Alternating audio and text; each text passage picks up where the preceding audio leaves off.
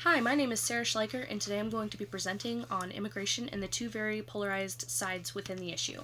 According to La Secretaria del Trabajo y Provisión Social, or the Secretary of Social and Labor and Social Welfare, and by means of using the Google currency translation document, which translates different currencies, I found out that in 2013 the Mexican minimum wage was between $3.71 and $3.91 per day. Immigration is a very real issue that is happening right now, and according to the Pew Research Center, they research social issues.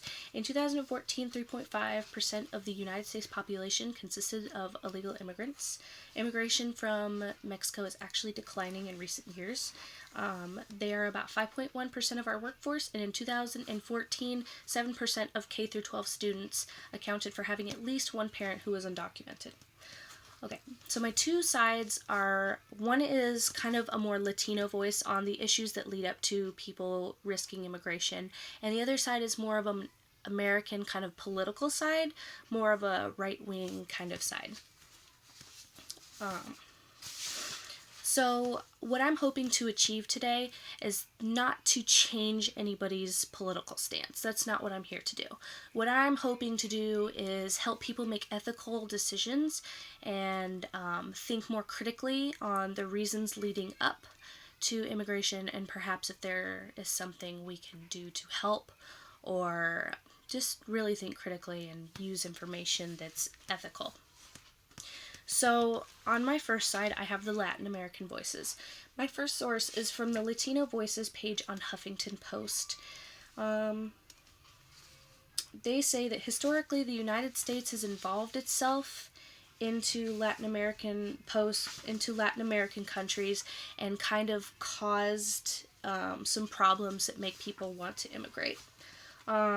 Historically, the United States has gotten itself involved with many countries, but this was a list of 19 Latin American countries, but I'm only going to focus on the three Mexican points of view. So the very first one is from 1846 to 1848 was the war where we signed the Treaty of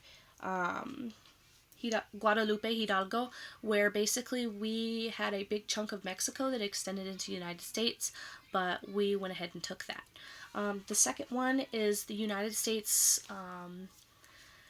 non-regulation of not drugs, guns that are being smuggled into Mexico, and the United States government is not really regulating that, and the Mexican government, when they take these weapons from the cartels, they see that they are U.S. origin. The third one is by signing the North American Free Trade Agreement. That really cut a lot of jobs for low-wage workers and agriculturalists, and so they introduced cheaper things onto the market, which kind of took a hit onto the economy. So basically, this author is using historical context to make a connection.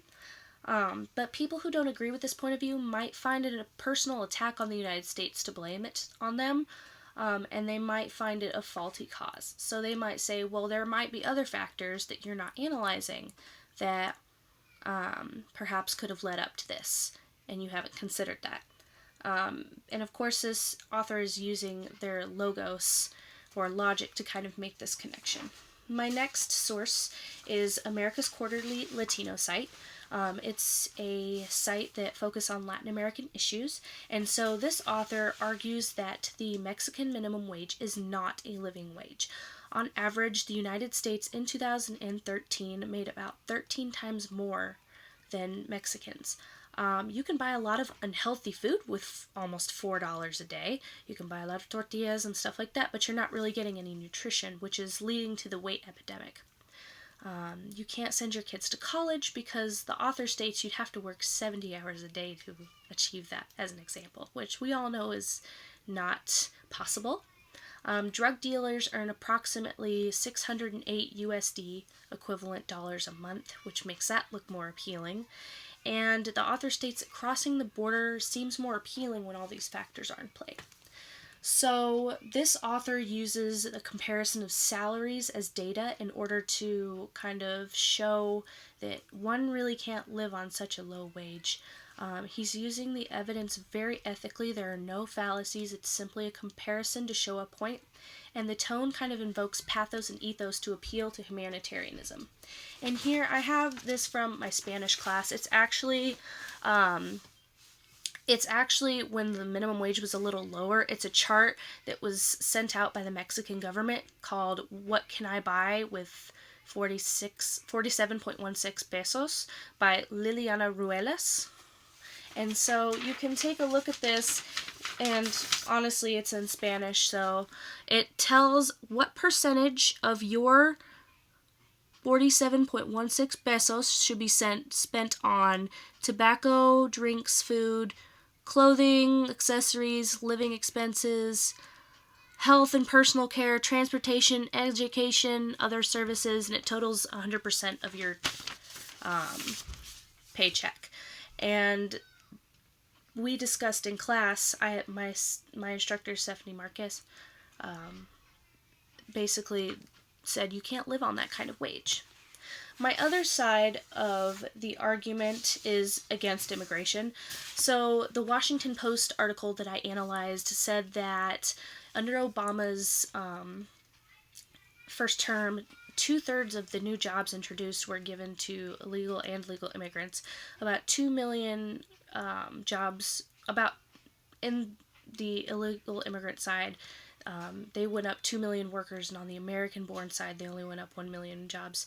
Americans have welfare, which is a resource for them, whereas immigrants will take, this is their argument, that immigrants will take the jobs and that people will go on welfare.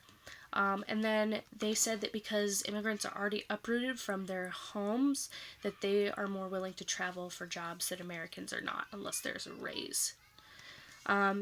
So there are statistics here from the Labor Bureau and Immigration Department to prove the point, but perhaps there's a hasty generalization on generalizing Mexicans taking the jobs, because honestly, in my opinion, if you're worried about somebody from another country taking a job, that's just kind of silly to me. And the tone is very political and one-sided. They're ruling out other possibilities. And the very last source I have is Donald Trump's candidacy for the president announcement from YouTube. He states that Mexicans are rapists and drug dealers and are sending their very worst, points to the crowd and says they're not sending you or you, they're sending their worst, which kind of sets up the American people to be the standard in his eyes. He's obviously using a very popularized opinion because people seem to be cheering in that video. And he doesn't use any sources, only his opinion, which is very unethical.